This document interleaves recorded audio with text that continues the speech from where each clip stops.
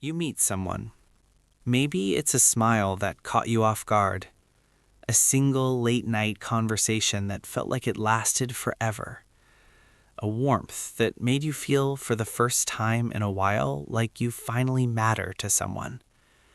And just like that, you're already planning a future.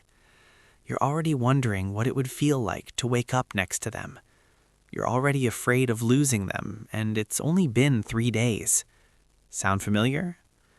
If you've ever found yourself completely consumed by someone you barely know, if you've ever said, "I don't want to seem clingy," but already texted 3 times in a row, if you've ever watched someone pull away and felt your whole world collapse, this video is for you. And I want you to know something right now. You're not broken, but you do need to hear what no one has ever told you. Getting attached easily isn't just a personality quirk. It's not you being too much. It's actually your nervous system doing exactly what it was trained to do a long time ago, probably before you even knew what attachment meant. Think about the first people you ever loved, the people who were supposed to be safe. Were they always there? Were they consistent? Or did love in your earliest memories feel like something that could disappear without warning?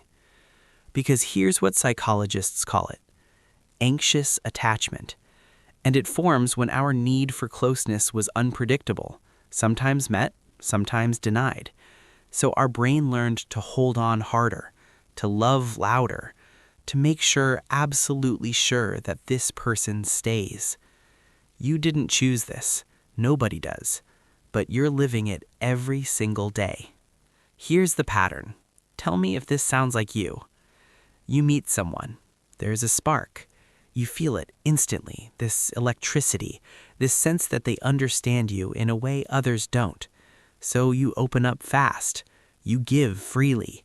You become available. You start reshaping your schedule, your interests, sometimes even your opinions, just to keep that connection alive. But then something happens. They don't text back as quickly. They cancel plans once. They go quiet for a day. And your whole body goes on alert. Heart racing, mind spinning, stomach dropping. So you do more. You reach out more. You try harder.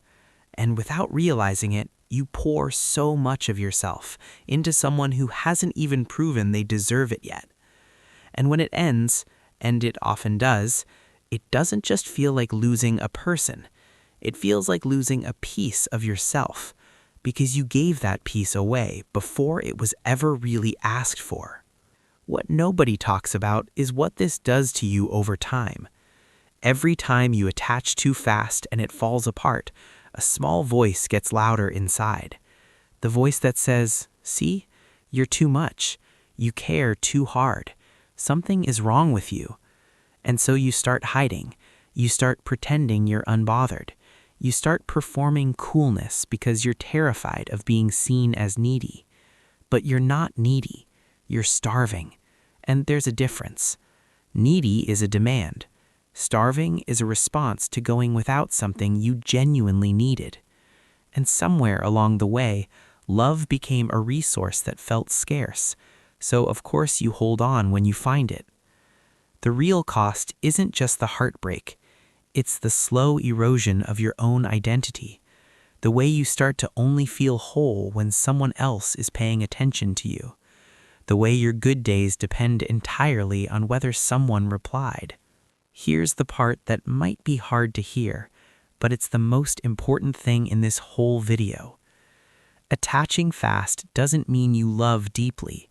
It means you're looking for confirmation that you're worth loving. Read that again.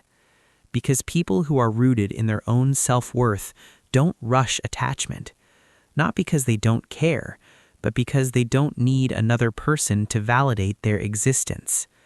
They can like someone, enjoy their company, feel genuine attraction, without immediately making that person their emotional anchor. And here's the beautiful irony. The more you chase, the more you push. The more you attach before being truly known, the more you attract people who pull away, because they feel the weight of being needed before being chosen. Real love doesn't happen in the first week. It happens in the moments when someone has seen your chaos and stayed, when they've seen your silence and understood it, when they've had the chance to walk away and didn't. So, how do you change this? How do you break a pattern that's been with you since childhood?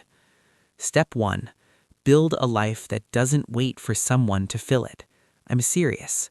The people who attach the healthiest are the people who have a relationship with themselves that they genuinely don't want to compromise. Hobbies that light them up. Friends who show up. Goals they're chasing, regardless of who's watching. When your life is already meaningful, a new person adds to it. They don't complete it. Step 2. Learn to tolerate uncertainty instead of reacting to it. When someone goes quiet, your nervous system fires alarms. That's real. But that alarm doesn't mean danger is real. Practice sitting with, "I don't know yet," without immediately trying to resolve the discomfort through more contact. Step 3. Watch patterns, not just feelings. Feelings are real, but they're not always accurate. Someone can make you feel electric in week 1 and disappear by week 3. Feelings tell you about your inner state. Patterns tell you about who they actually are. Wait for the patterns before you hand your heart. And step 4, stop abandoning yourself when someone pulls away. Your worth is not a score that changes based on who chose you today. The version of you that was complete before they arrived, that version hasn't gone anywhere. I want you to picture something.